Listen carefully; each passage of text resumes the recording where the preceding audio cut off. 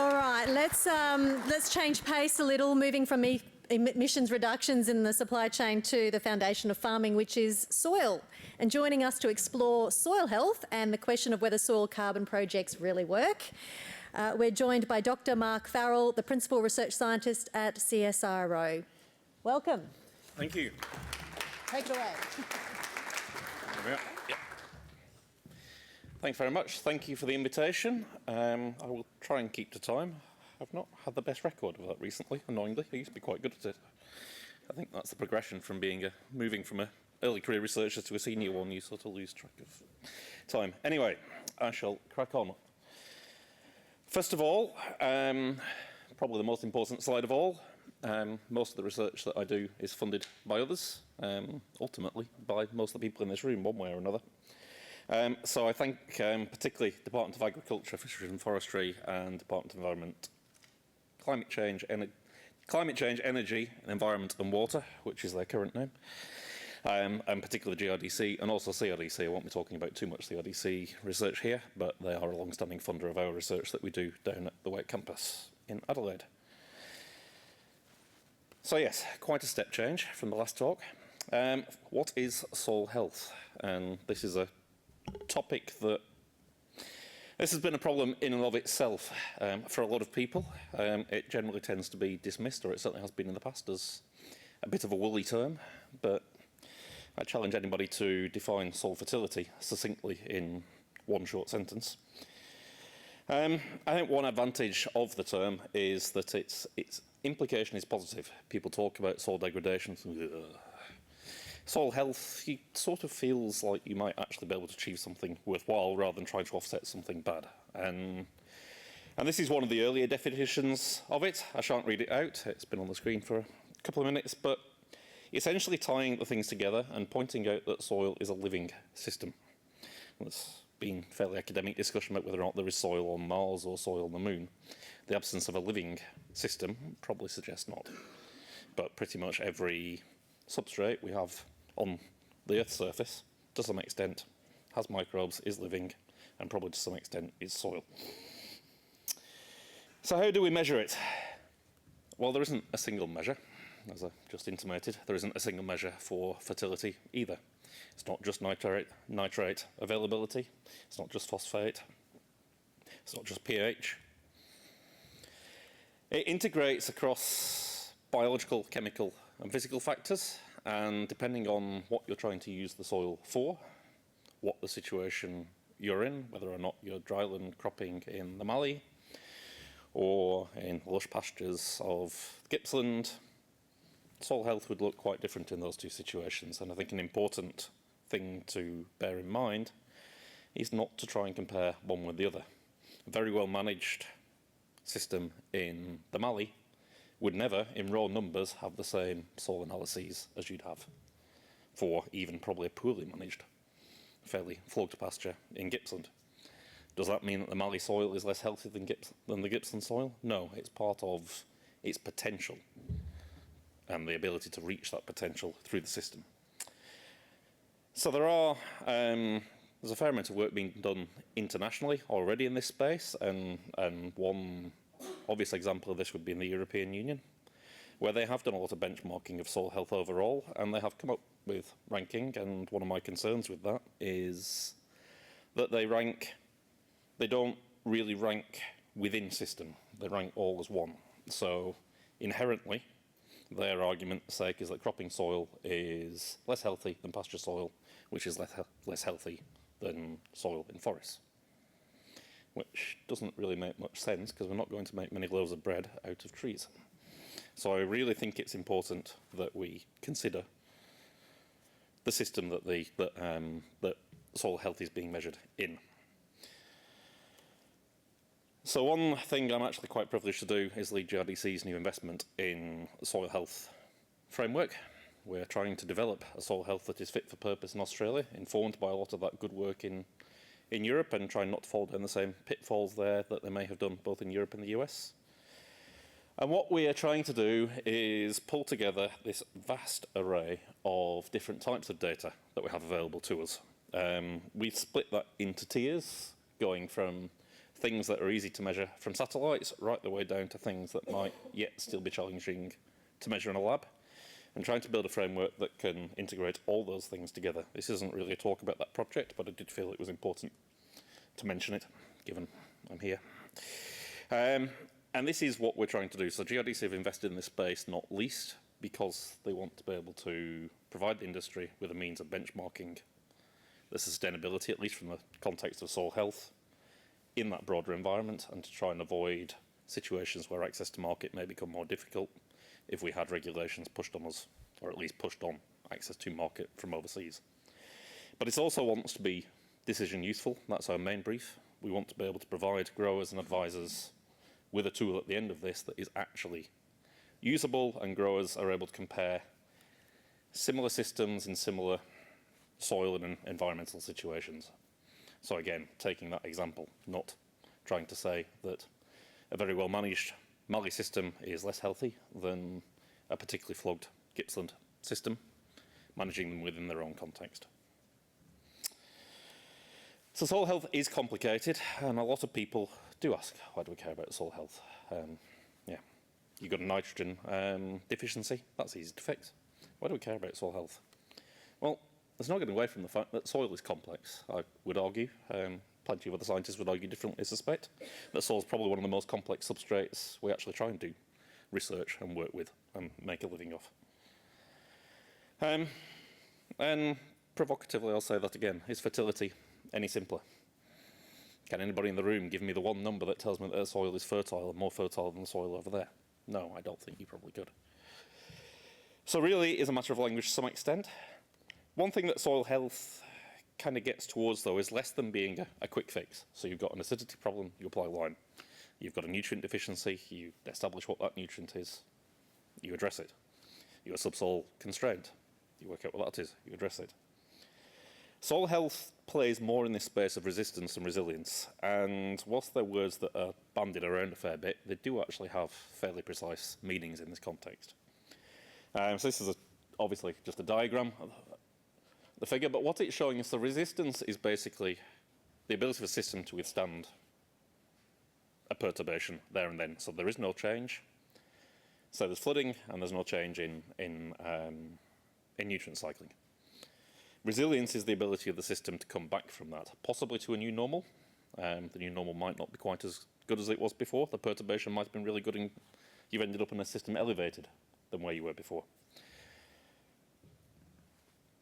But that's really what you're playing at with soil health, and because it's sort of offsetting as something that might happen in the future, a future stress, rather than exactly what you're facing right now, it's a little bit harder to measure in the context of effectiveness of intervention. So to try and tie this both back to the soil carbon question, and I probably will stray into nitrogen a little bit towards the end. Apart from carbon credits, what is the other thing that soil organic matter is usually talked about in the context of? It's in soil health, it's in systems resilience. And soil organic matter is a major part of the soil health component. Soil carbon, however, is only part of soil organic matter. The large part of the pie chart there, that's carbon. You've got oxygen and hydrogen that hold it together, and then way up at the top, nitrogen, phosphorus, sulfur, and other nutrients. So if you don't have those other nutrients, you're really going to struggle to maintain soil carbon in your system. And it does do a lot of things, depending on, particularly on clay content, but on other factors in the soil as well. Soil organic matter will be providing a whole load of different services within the system. Things like cation exchange capacity on the left. In a really sandy soil, your organic matter is providing most of that. In a really clay soil, it's really having little impact at all. In other situations, it sort of tails off at either end, and in the context of delivering energy, of course, it doesn't matter how much clay you have or not. Organic matter is the only place that's coming from. So soil health is this thing that covers often all these topics together, surrounded by its environment, and it sits somewhere in the middle of them all. And that's why we can't just measure a couple of things and talk about soil health. But I would argue that soil carbon is sitting exactly in that same space. We can measure it easily enough, but its function in a system, you couldn't tell me if you built carbon by 200 kilos per hectare, what it would do to the biophysical function of the system, necessarily.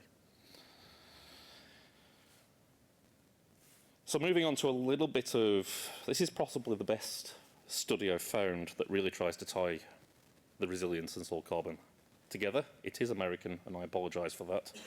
But the beauty of that is the scale of the study. So what they did, they basically took data from their equivalent of the ABS, the Australian Bureau of Statistics, so county level data, and looked across over 12,000 years of by county data points. And they looked at whether or not soil organic matter was related to yield. This is just correlation. It is a massive correlation across a huge data set. And yes, I'm sure somebody can show me the seagull sat on the bent railing that tells me that correlation is not necessarily causation. So please accept that. But what they found across this massive data set was that there was an average marginal increase in yield of 0.8 tonnes per hectare for an increase in organic matter. Now, in good years, that wasn't as high.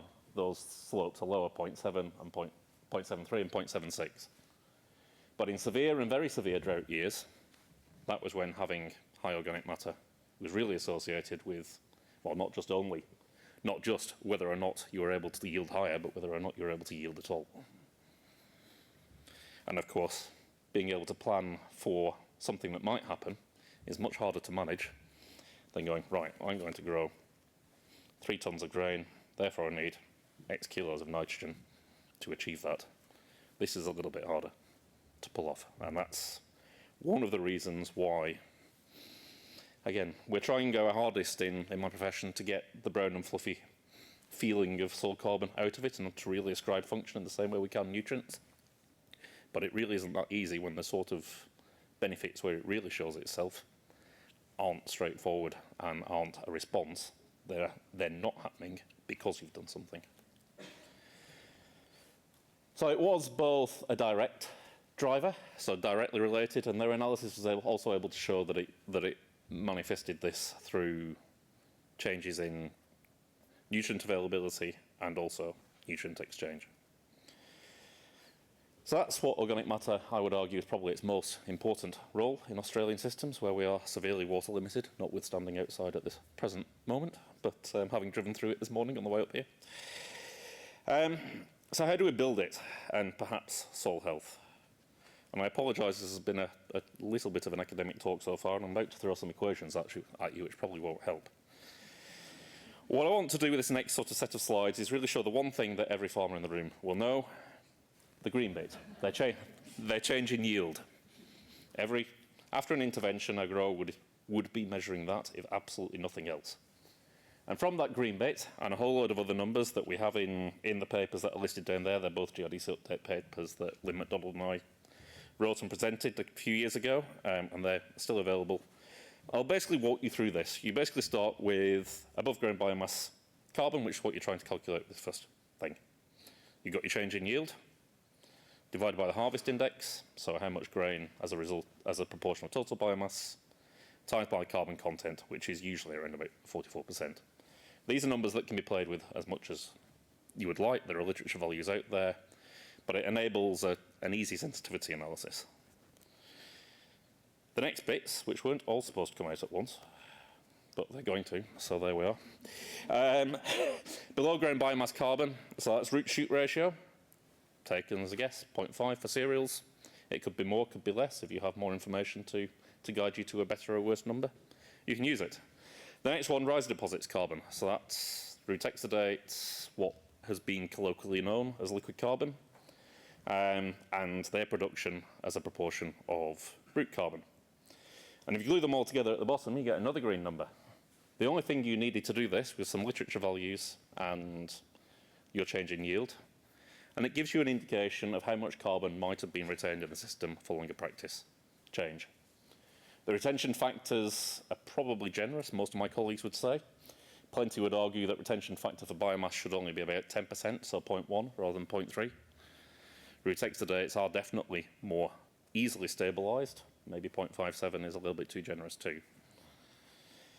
If you stick all that together, you can draw a linear relationship between both change in yield, change in above ground biomass, the two things that are relatively easy to quantify, and potential change in carbon on the y-axis. Plugging in some data from a review a colleague of mine, John Sanderman, who moved back to the States about 10 years ago now, did on looking at effective farming systems practice on soil carbon. He'd found that on average, across all the data he could find back in 2010, improvement was about 300 kilos of carbon per hectare per year. So if you run that the other way and take it across and go back down, that equates to roughly a yield change of 0.4 tonnes per hectare per year, which isn't too unrealistic for the progressive changes we've had over that period of time. The thing to bear in mind, though, is the time captured by that data was probably mostly conversion to stubble retention and no tillage. So we've already pulled those levers. Going a little bit more at it, so some of the sandy soils work that Therese McBeath and Lynn MacDonald have variously led over the last few years with GRDC, making fairly major interventions. At their best site, they consistently were able to achieve 1 tonne per hectare per yield increase in grain, which worked out roughly to 700 kilos of carbon per hectare if you followed the equation before. The kicker, to do that, you need some more nitrogen too. Another 60 kilos potentially, just going off those stoichiometric relationships between the amount of carbon in organic matter and the amount of nutrients in organic matter. So building carbon in our dryland cropping systems in particular is not an easy task. It's not impossible, certainly, and there are a lot of things that can be done to increase your chances, but it is not easy. And the kicker when we come to considering emissions, and I'm not going to talk about emissions too much from nitrogen perspective, you've got a great speaker in Helen this afternoon who might mention them slightly, but talking about nutrient balance here, and the misconception that we need to definitely apply less nitrogen fertiliser. I hope for the next couple of slides argue against that a little bit. This is data, again, going back a few years now, 2016, looking at 125 different farms across the southern region. Pretty much every single one of those farms was exporting more nitrogen in the grain than was being applied in fertiliser. So that nitrogen is coming from somewhere. Some of it, a small amount, from fixation, but a lot of it's coming from organic matter mineralisation. And if you're mineralising organic matter to release nitrogen, you're losing the carbon that the nitrogen was attached to. So adequate nitrogen is required to build soil organic matter, and for that matter, soil health.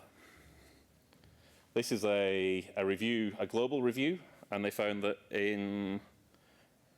where they were looking at a whole load of long-term trials comparing the zero fertiliser control versus a nitrogen fertilised treatment.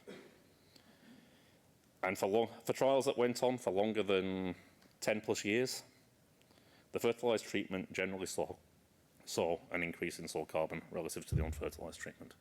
Now, that's across a lot of different climates, but it is important to understand that without appropriate nutrition, you can't build carbon because the plants are putting it there. And the plants, if you are growing smaller crops, you're fixing less carbon in the first place. So to clear up this bit of misunderstanding, I actually worked out where a lot of these ideas have come from. There were 2 papers back in the early 2000s out of the US. And they relate to a long-term trial there, the Morrow plots, which outside of Rothamsted is one of the longest standing trials in the world. And they showed that after a change from, so the bottom is unfertilised control, the top one is fertilised. Now, until the 1960s, that was fertilised with farmyard manure. Then they started applying synthetic nitrogen instead, and carbon went down again. And they'd made the statement, quite clearly, that that was the factor of applying mineral N was reducing organic matter. But if they're applying mineral N rather than farmyard manure, what are they also not applying in large amounts? 2 or 3 tonnes of carbon per hectare a year that was coming in as part of the manure. And it's quite remarkable that it took a very forceful statement from the Rothamsted scientists to try and undo this. It's not easily undone. Most people who have heard that fertiliser destroys soil health, the primary bit of evidence they're getting it from is the misinterpretation of this data. Yes, over-fertilisation, definitely a problem, but that's not what, by and large, we have in our dryland systems in Australia, arguably quite the opposite. And building carbon, this is Rothamsted data, using farmyard manure, applied for 150 years, and eventually reached a new threshold against which no more carbon could be built in that system. They stopped applying farmyard manure back in this experiment back in the 1880s, and carbon eventually went back to where it was before. Why? Because less carbon is being fixed by the crop than is being imported by the manure, and it can't offset the difference. It also looks remarkably similar to that figure from America. So it's not the nitrogen that's the issue, it's the fact they've stopped applying the extra carbon, and that carbon had to come from somewhere. The cropping system at Broadbark isn't capable of sustaining that carbon by itself. So soil carbon and soil health, I would argue, rely on the right amount of nitrogen. Now, what is right is very subjective and situation specific. But effectively, unless you really overdo it, there is little mechanistic reason for fertiliser to affect soil carbon and likely soil resilience too much. If you do overdo it, you obviously risk environmental losses through leaching, etc., and particularly through gaseous emissions. And, of course, fertiliser is a rather expensive commodity in itself. But I think the point I'd like to leave this with is that ultimately we do need to manage nutrition as one of the main factors in managing soil health and soil carbon. And in the context of our extensive agricultural systems, that really is hard to avoid traditional fertilisers. So, to sum up, soil health, I would say, yes, it is complex, and the biggest complication of all is that if you change something in the hope that you will improve your soil health, you might not see that straight away. In fact, you might never actually see it. What you also don't see is the thing it's offset, so it never happened to you in the first place. So obviously, resilience of a system is quite important in a changeable climate. And I would argue that is the largest outcome, and certainly one of the things that we'll be working towards with that new project with GRDC. So organic matter is probably one of the most indicators, but it's certainly not the only indicator. There are plenty of systems where you can have higher carbon and far poorer resilience in broader context of like systems. But remember that unless you are importing it from somewhere else, most carbon is coming from the crop, and there are upper limits to how much the crop can provide. So I'd argue that, above all else, you need to understand constraints. That usually, but not always, is nitrogen in our farming systems. Thank you. All right. Back on time. Yeah, right on time. Thank you. Okay. Thank you, Mark. That was fantastic. I think my brain is slightly swelling. I don't have a mathematical brain. I don't know, the rest of you probably are. That was my problem.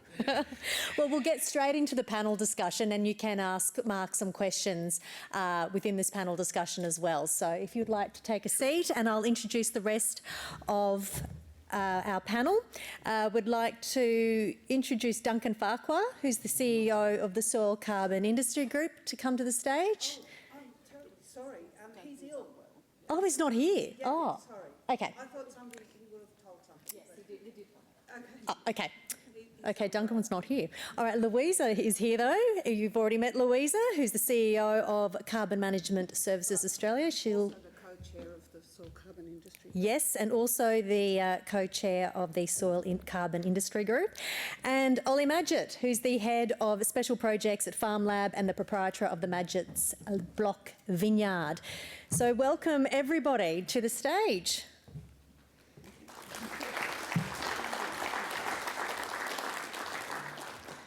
Okay, so we won't start with Duncan. We'll start with Louisa, and this is a question I wanted to ask you when you did your presentation initially. What drives you to see landowners getting involved in this space? And particularly in the soil space.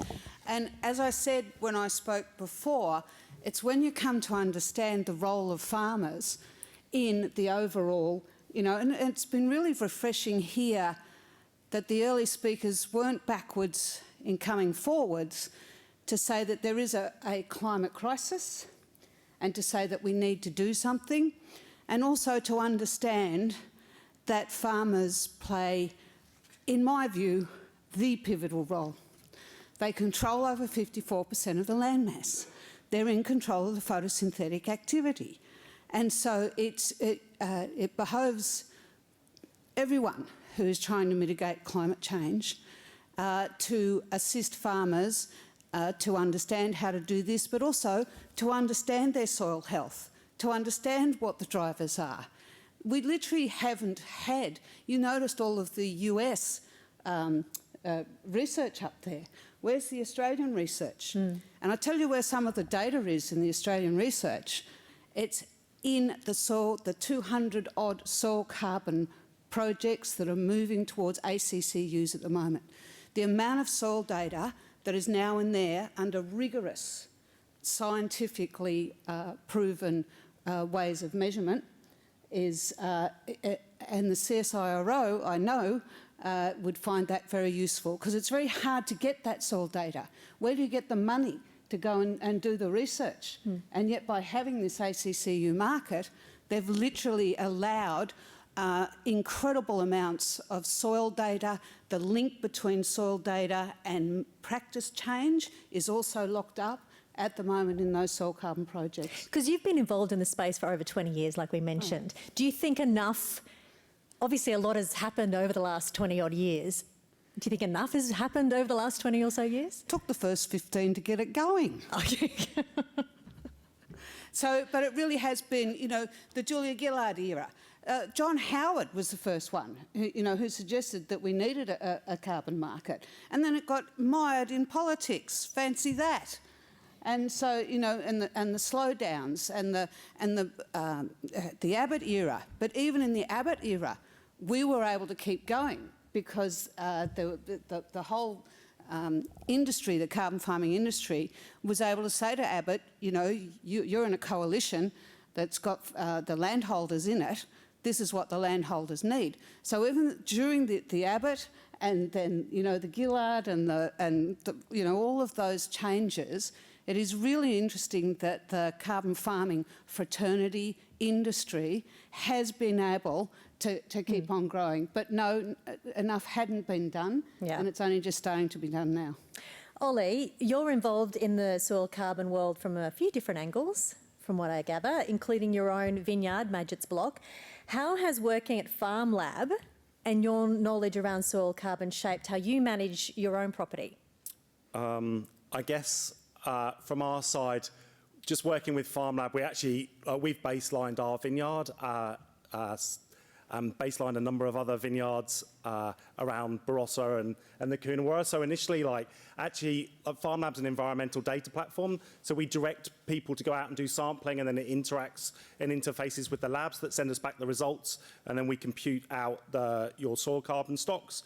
So for me, on the vineyard, I now actually know our baseline stock. So in our top 30 centimetres, there's a slight difference between the undervine area and the mid-rows, but generally we're sitting at about 1.5% soil carbon, about 50 tonnes a hectare. All of this has just kind of helped me as a grower to really think about what we're doing with our soil and try and make improvements. We only became growers 10 years ago. Probably to start with, when we first, and I'm super green into agriculture, so to start with, I wanted everything to be really, really neat. So everything was quite manicured, and we would slash it all the time, and it actually gave me a real sense of pride that it all looked pretty good. And then I've learned that actually we need to embrace the messiness of nature. So, and you have to kind of get yourself a bit comfortable with that. So for us, that's meant, planting mid-row, multi-species cover crops in our mid-rows. We brought sheep onto the block every winter, so they're on there at the moment. We did have a go at doing cell grazing, so we had somebody come into McLaren Vale who's an expert in regenerative grazing.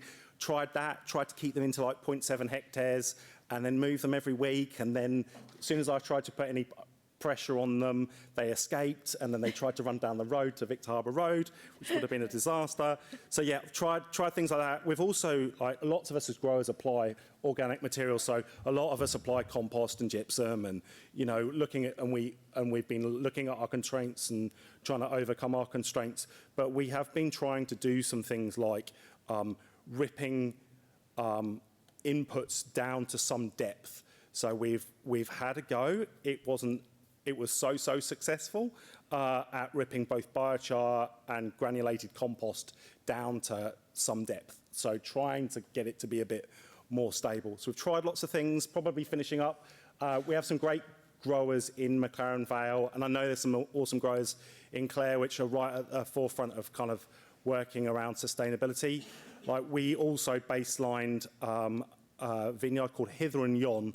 So they, Richard Leask did his Nuffield around regenerative viticulture. So he was probably one of the first people in our region to really actually embrace this kind of, like, embrace the messiness. And actually, he was a little bit underwhelmed with his soil carbon baseline compared to us as newbies. Like, let's say we are about 1.5%, he was at about 1.8%. But that difference, when you turn that into soil carbon stocks per hectare, the difference that, like, he thought he would be like right up, like significantly different, but we've actually been working to show him that those small differences mean that he's probably been running a carbon neutral vineyard operation for the last 10 years. So all credit to him, and that's given us some confidence to see, although it takes time, like, you can make changes. And do you all get together and you discuss your soil carbon number? I mean, is this like a topic of discussion? We actually have, yes, we have. Only once, and again, like I said, he was a bit disappointed to start with, because he thought... Well, Mark, you mentioned sometimes you don't even notice any difference at all. Yeah, it can be... I've seen some field experiments where you can, you take soil samples and you immediately see the difference in the soil the moment you lift the soil at the ground.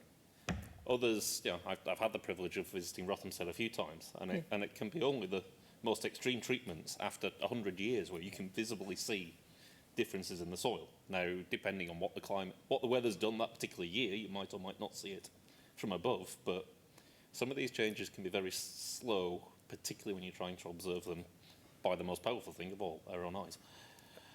Well, Mark, on that, it's obviously important for producers to understand the realities, as you mentioned, especially when we have low rainfall and increasing droughts. So what limitations do you think people should be aware of when thinking about doing a soil carbon project? So I'll speak mostly from a dryland cropping perspective. Ultimately, what we're trying to do here is grow glorified grass, a glorified annual grass. That's what wheat is, that's what barley is. Canola obviously isn't a grass, but it's an annual nonetheless. These are plants that their life cycle before we ever started fiddling with them was to try and do everything they could to get most of the photosynthate and the carbon that they capture into the seed that then sets up for the following year. Now, obviously, with agricultural intervention, we don't want that to happen. We harvest the seed, and that's the product of the farm. So when you're working with a system that inherently wants to export as much of the carbon as it fixes as possible, it is really quite difficult to set huge goals, particularly, and it can be quite disheartening, I think, when you do hear about some of the fantastic numbers from maybe in wetter areas in Victoria, and certainly from overseas as well. You hear quite fantastic rates of change, some of which perhaps more robust than others, but nonetheless. So I think it's really understanding that in these drier systems, you might be looking at changes in the hundreds of kilos per hectare per year. You're not looking at tonnes per hectare per year, unless you're equally looking at your intervention having resulted in a change in yield of several tonnes per hectare per year. And if that's what you're seeing, then it's probably plausible that the carbon, a proportion of that is going into the soil too. But it really is that upper limit to the photosynthetic capacity of what you're growing, and ultimately what it's trying to do with the carbon itself. And a lot of our increased yields in newer varieties, a lot of that does come through the carbon being more efficiently put into what's harvested. It's not quite possible to have your cake and eat it on that one. So anything that can be done to reduce constraints on efficiency of production So by that, I mean understanding soil constraints. We talked a little bit about Yeah. ripping, which can certainly happen. I mentioned a fair bit. Fertiliser, which doesn't come without its own problems if mishandled. But really doing everything you can so that what you are growing, I'm not advocating for changing the system in the slightest, but trying to do what you're already doing better Okay. and as efficiently as you can by understanding the constraints that are there. Louisa, with those limitations in mind, what do you see as some of the big opportunities in the soil carbon space for producers here in this state? Hey, you can answer on behalf of Duncan. I'm a generalist. Do you know how many there are in South Australia, Ollie? Soil carbon projects. Yeah. I think not that many. I'd say probably if there's about aren't there about 600 registered so far? Yeah, or 700. So, yeah, Well, then how I does think that it's compare to only other states then? Yeah, I think we're less than 50 projects in South Australia, just off the top of my head. So doesn't index high. So there's various different things. What there is within the method, and remembering that you must follow the method. It's like your Bible. It's complex. It's got all those sorts of equations that just go like this, for me, but people like Oli and others know how to do them in order to calculate your soil organic carbon change. Then there are various different ways that you can do it. You can apply lime. You can compost. You can apply nutrients to fix up a nutrient balance. So everybody's really understanding that, sure, soil carbon is just one part of that soil health, and you do have to look at everything else. For the absolute method, all you have to measure is the soil organic carbon. But to get the results that you're looking for, people are doing things like adding lime. They are changing their livestock management. Livestock management change basically sort of meaning from set stocking to some sort of time-controlled grazing, so that you're allowing the grasses and other forbs and things to keep on with their productive state and not go down to into your bare earth, because that's not conducive to those sort of changes. So there is various different ones, and just another plug, but we will show the farmers that are doing it and what they're finding. But there's a list of those actual approved things that you can do, and there's agronomists and other people working on showing farmers how they can integrate that into their system. Everything's about their system, everything's individual, and so, but the agronomists and things are now understanding how to meld that together. On the nitrogen use, even in the soil CRC, they are showing, that perhaps you could use a proportion of organic fertiliser, for instance, not throwing out your normal nitrogen, but starting to use it with other things that will actually lower your emissions at the same time, apropos, losing the nitrogen from the soil.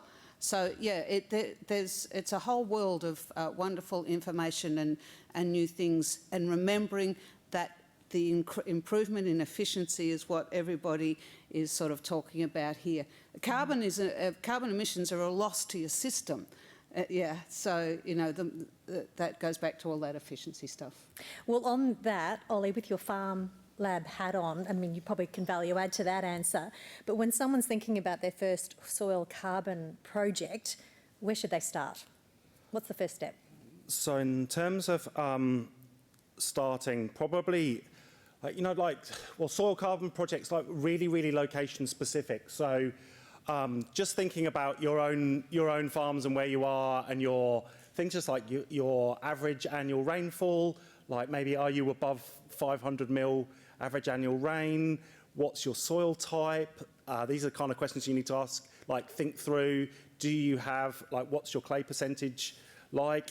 Then, so that's kind of the context that you're in, sort of geographically.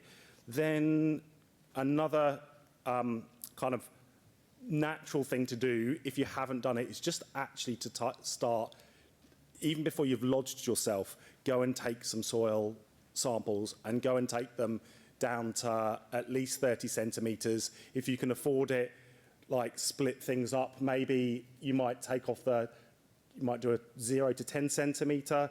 test and then take 10 to 30 centimetres, you might, and again, it's working with your agronomist typically or soil scientist, is good to also do, as well as just doing the soil carbon suite of tests. And APAL's a really good lab at this in Adelaide. Like, do some agronomic tests to start to understand some of those constraints that Mark was saying. So what's actually holding you back in your specific instance, and can you do anything about it? Obviously, there's not limited things you can do about your soil type unless you are like delving and spading and spreading clay and like, which is expensive, but people do it. Yeah, but do you have an agronomic constraint?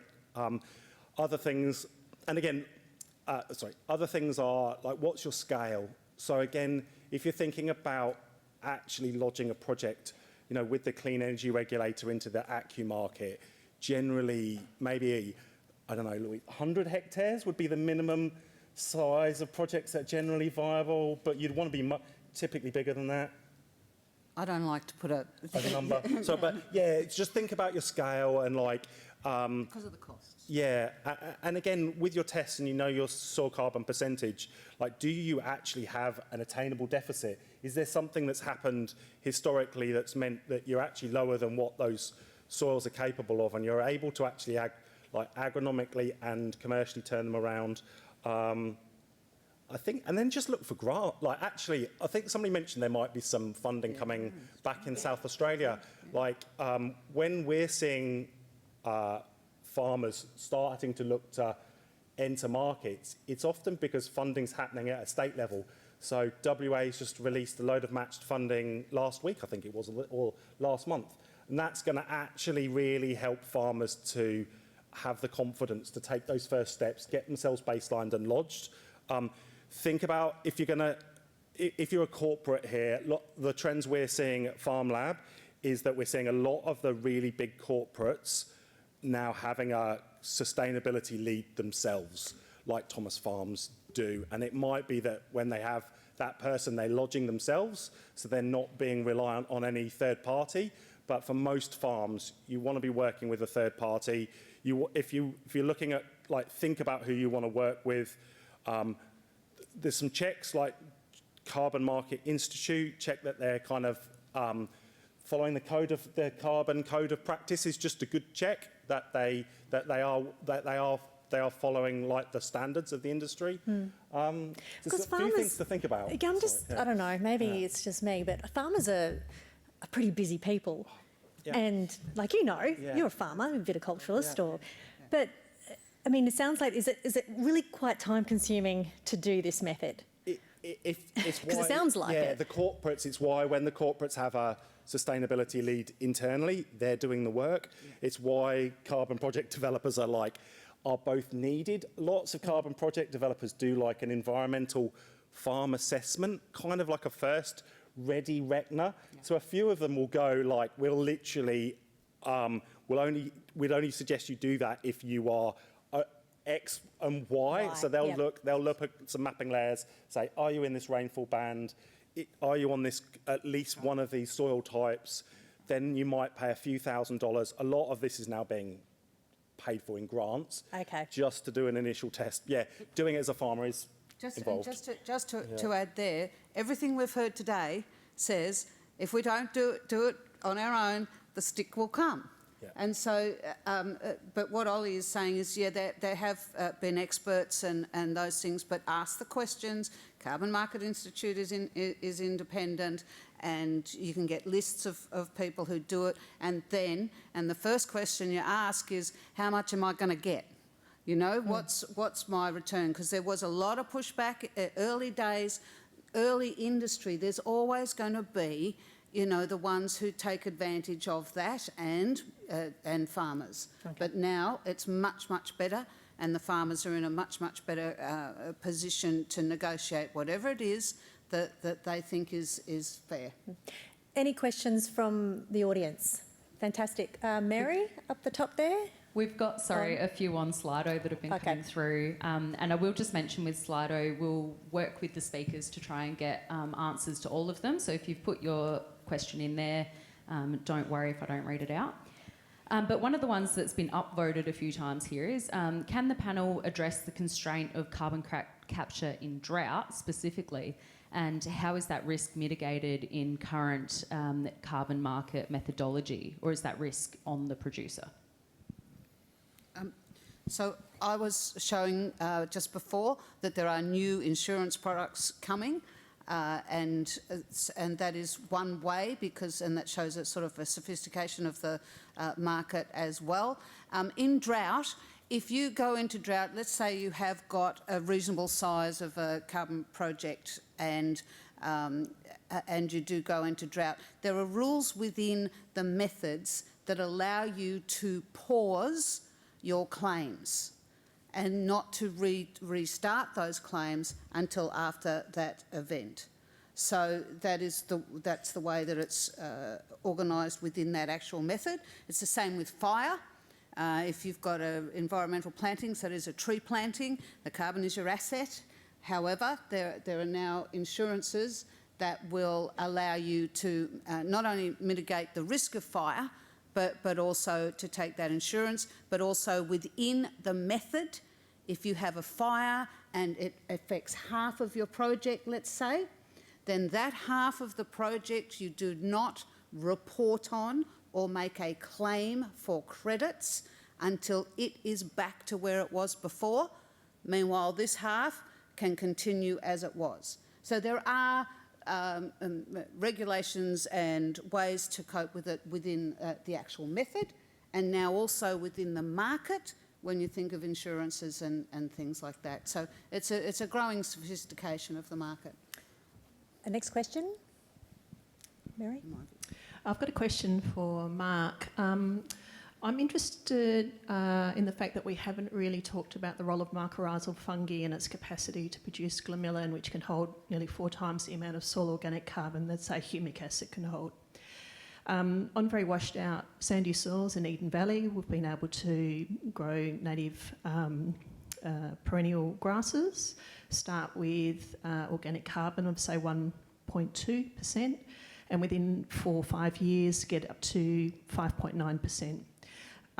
So I'm interested in your comments, Mark, around the role of making sure we have ground covered, that relationship plants can have with mycorrhizal fungi, and the production of glomalin, so that we can really amplify the soil carbon pathway, liquid carbon pathway, and soil carbon sponges, and the role that that may play in being able to accelerate, hold, but also cycle the use of soil organic carbon. Couple. First of all, definitely keeping cover as much as possible. Probably the biggest driver of all in terms of soil carbon and soil health more generally is the length of time you've got a living plant doing something. So that answers. That was the easy bit. Onto the glomalin and mycorrhizae. So with the obvious exception of brassicas, most plants are mycorrhizal anyway. The real issue with mycorrhizae is whether or not they're actually doing what they should be. So I work at the Wake campus, obviously. People like Sally Smith and Andrew Smith did a heck of a lot of work on mycorrhizae there, as have many others. There are lots of occasions when they're present, but they're not actually doing that much more than if they weren't there at all. Certainly their necromass, so the glomalins that they produce, is some of the more resistant organic matter. But a lot of organic matter in soils is resistant to decomposition, not necessarily because of its chemical composition, but because of how it's protected in the soil matrix. That's the main reason why sandy soils don't tend to have as much. Yeah. Sorry for my lack of scientific knowledge, but what is mycorrhizals? Mycorrhizas. Yeah. So they're a type of fungi that are symbiotic with plant roots, and they basically do a deal with the plant. They get resources from the plant, particularly carbon, and in return they can stick their hyphae into lots of places, primarily getting water. Phosphorus is the main nutrient that they're talked about a lot, but they do also grab hold of nitrogen and other things. Mm-hmm. The inverse of that is when they die, they've taken some of that carbon and put it places that plant roots can't get to.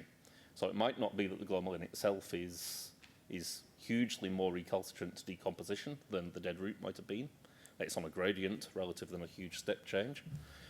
But what it might well have been able to do is stick that bit of mycorrhizae into the middle of an aggregate that then it can't be decomposed because nothing else can get to it. So that's one of the main pathways for that. And just on the, sorry, I know the SA government through, I think it was PIRSA or the Landscape Board, did a benchmarking project, and that has still been ongoing to some extent across lots of areas where they're comparing blocks of pasture and agricultural land versus native systems. Now, in some of those situations, we often talk about degradation of carbon relative to native systems. Yeah. In some of those managed agricultural systems, there's far more carbon in the agricultural side of the fence than there was in the native system. Why? Back to nutrients. Okay. I think we've got time for one more question. One more question? Yes, please. Yes. We've got Bonnie over here. Oh, Ellie's going online. I'll go online. Sorry, I'll give a bit of love to the Slido people. So we've heard a little bit about how many primary producers are taking up soil carbon projects. But what do you see as some of the main challenges for people in getting into those projects, particularly in our region?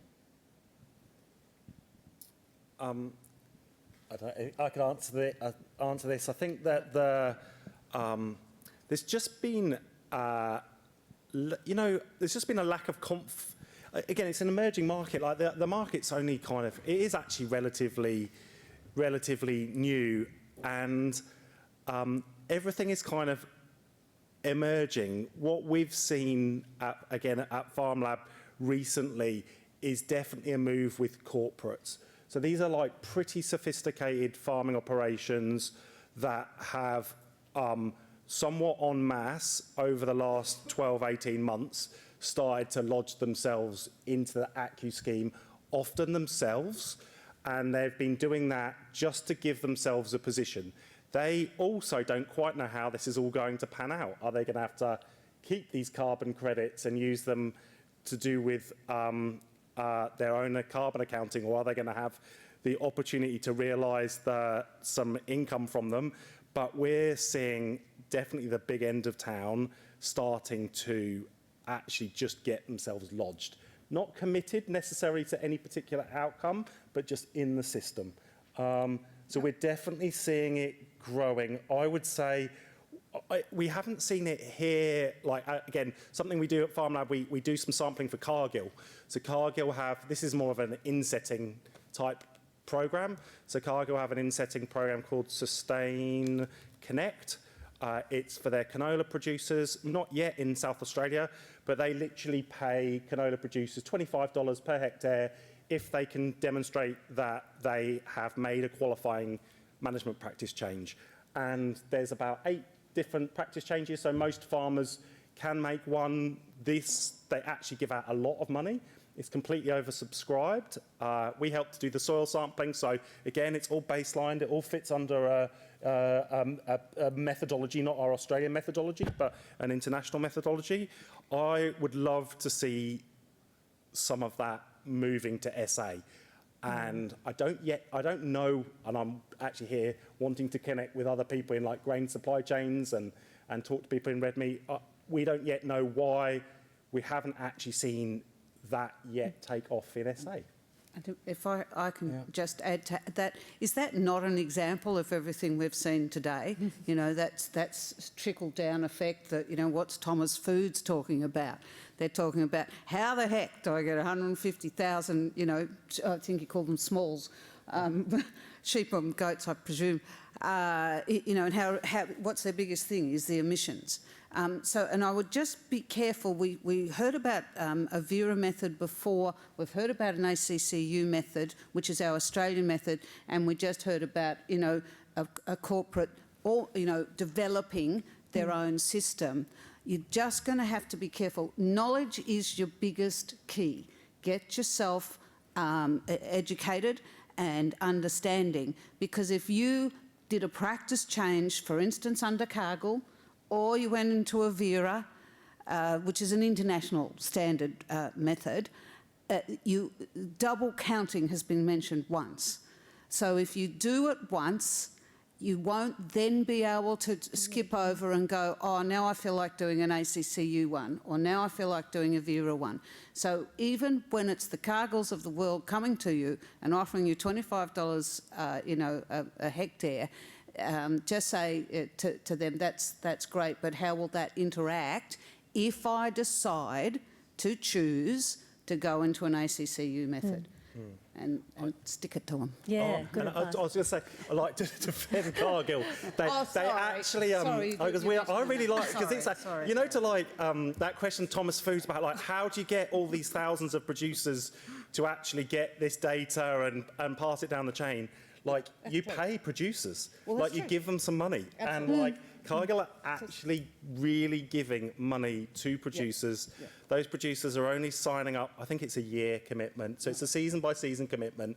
So you're not starting off like having to think about 25 years.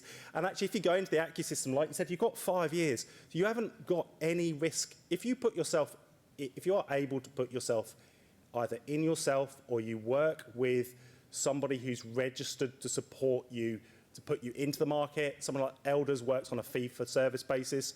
If you can work with somebody that will just help you to get in, you've basically got up to 5 years to decide what to do. So risk doesn't hit you right on day one.